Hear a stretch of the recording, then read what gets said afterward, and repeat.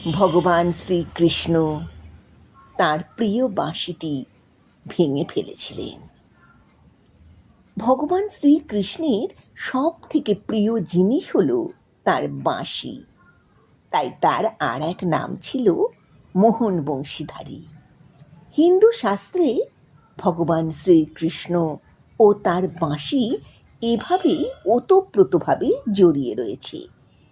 ভগবান শ্রীকৃষ্ণ সমগ্র বিশ্ব ব্রহ্মাণ্ডের নিয়ম পরিচালনা করতেন তার বাঁশির সুরে। এই বাঁশির সুর ছিল অদ্বিতীয় ও ঐশ্বরিক। ভগবান শ্রীকৃষ্ণ তাঁর বাঁশিকে সব সময় নিজের অঙ্গবদ্ধ করে রাখতেন, তাই সকল গোপিনী এবং রাধারানীর অত্যন্ত ঈর্ষার বস্তু ছিল শ্রীকৃষ্ণের এই বাঁশি।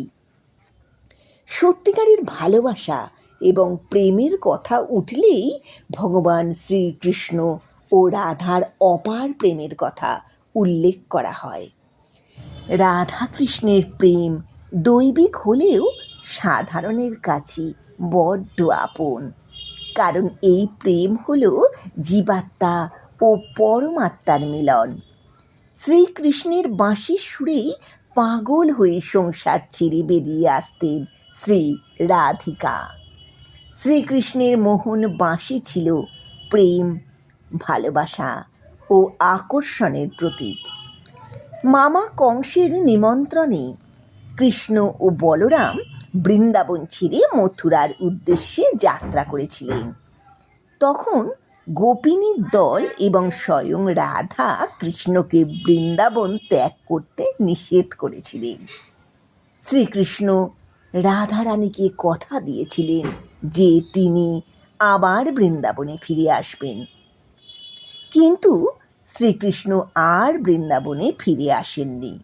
মথুরায় মামা কংসকে বধ করার পরে ভগবান শ্রীকৃষ্ণ দ্বারকায় বসবাস করতে আরম্ভ করেছিলেন। এই সময় রুক্মিণীর সাথে শ্রীকৃষ্ণের বিবাহ হয়েছিল।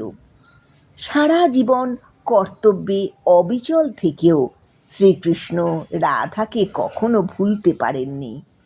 অপরদিকে রাধারানী সংসার জীবনযাপন করলেও সারা জীবন কৃষ্ণ বিরহে কাতর ছিলেন।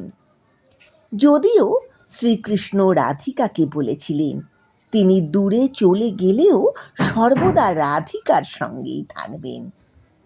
বহুদিন পর রাধারানী তাঁর সাংসারিক সমস্ত দায়িত্ব থেকে মুক্ত হয়ে শ্রীকৃষ্ণের সঙ্গে দেখা করতে দ্বারকায় গিয়েছিলেন। দ্বারকায় পৌঁছে রাধিকা রুক্মিণী ও সত্যভামার সাথে শ্রীকৃষ্ণের বিয়ের কথা শুনেও দুঃখিত হননি। রাধাকে দেখে শ্রীকৃষ্ণ খুব আনন্দিত হলেন। রাধা শ্রীকৃষ্ণের প্রাসাদে সেবিকা হিসেবে থাকতে আরম্ভ করেছিলেন। আবার তাদের মধ্যে দেখা সাক্ষাৎ শুরু হয়েছিল, কিন্তু রাধিকা কৃষ্ণের সাথে আগের মতো আধ্যাত্মিক সংযোগ অনুভব করতে পারেননি। তাই রাধা প্রাসাদ থেকে চলে যাবার সিদ্ধান্ত নিয়েছিলেন। ভগবান শ্রীকৃষ্ণ তার চিরদিনের আধ্যাত্মিক সঙ্গিনী রাধাকে তার কাছ থেকে কিছু প্রার্থনা করতে বলেন। রাধা তখন শেষবারের মতো শ্রীকৃষ্ণের কাছ থেকে বাঁশির সুর শুনতে চান।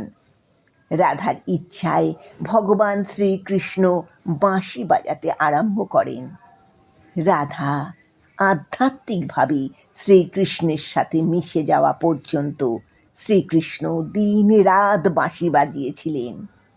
বাঁশির সুর শুনতে শুনতে রাধা দেহত্যাগ করেন। ভগবান শ্রীকৃষ্ণ জানতেন তাঁর প্রেম অমর, তা সত্ত্বেও তিনি তাঁর ভালোবাসার মানুষ রাধার মৃত্যু সহ্য করতে পারেননি। রাধাকে হারানোর শোক সহ্য করতে না পেরে ভগবান শ্রীকৃষ্ণ তাঁর বাঁশি ভেঙে জঙ্গলে ফেলে দেন। তারপর থেকে ভগবান শ্রীকৃষ্ণ আর কোনো দিন বাঁশি বাজাননি।